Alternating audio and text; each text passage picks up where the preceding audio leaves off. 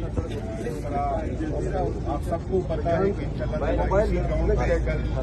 की तारीख का सबसे बड़ा जलसा होगा। मैं 3-4 दिन से यहाँ पर पेशावर में हूँ, जो रिस्पॉन्स मैंने देखा, जो लोगों का प्यार मैंने देखा, इंशाअल्लाह ताला अगर मेरी नाअहली हो, मेरी नालायकी हो या मेरे किसी दोस्त की नालायकी नाअहलियों की वजह से पूरी लोग अगर हमसे नाराज है, गिले है, तो इंशाअल्लाह ताला हमें यकीन है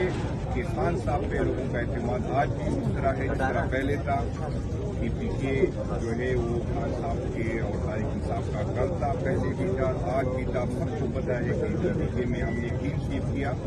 उस जगह पर हमसे सीट चीनी की जहाँ पर आरओ जो है कैंट के अंदर थे। बदकिस्मती ये है कि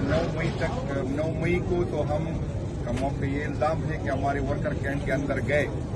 लेकिन इसी कैंट के अंदर हम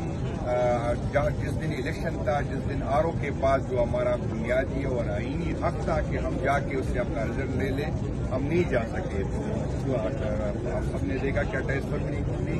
पीपीके की आवाम साहब के साथ खड़ी थी, और इंशाअल्लाह ताला कल भी ये साबित हो जाएगा कि पीपीके के आवाम जो है इमरान खान साहब के साथ खड़े हैं। इंशाअल्लाह हम सारे पाकिस्तान को दावत दे रहे हैं कि इस जलसे में शिरकत करें, लेकिन इंशाअल्लाह पीपीके की आवाम जो है इस मैदान को भर देंगे। बाहर के लोग हमारे मेहमान हैं, हम उनको वेलकम देंगे और हमें खुशी होगी कि वो आए, क्योंकि आपने देखा कि पंजाब सिंध बलूचिस्तान में तो उनको सियासी स्पेस नहीं है, उनको ड्यूटी नहीं करने दे रहे, और लोग हमसे पूछे कि आप पेशावर में भी क्यों कर रहे हैं। हम ख्वाहिशमंद है कि हम इस्लामाबाद में करें, हम लाहौर में करें, और ये लोग समझ रहे हैं कि पंजाब में पीटीआई का ग्राफ जो है या हम इलेक्शन हार गए, तो हम इसको चैलेंज करते हैं कि हमें लाहौर में इजाजत दें, हम इस्लामाबाद में इजाजत दें, और वही ग्राउंड अगर हम भर न सके तो हम सियासत करेंगे। आपके सबका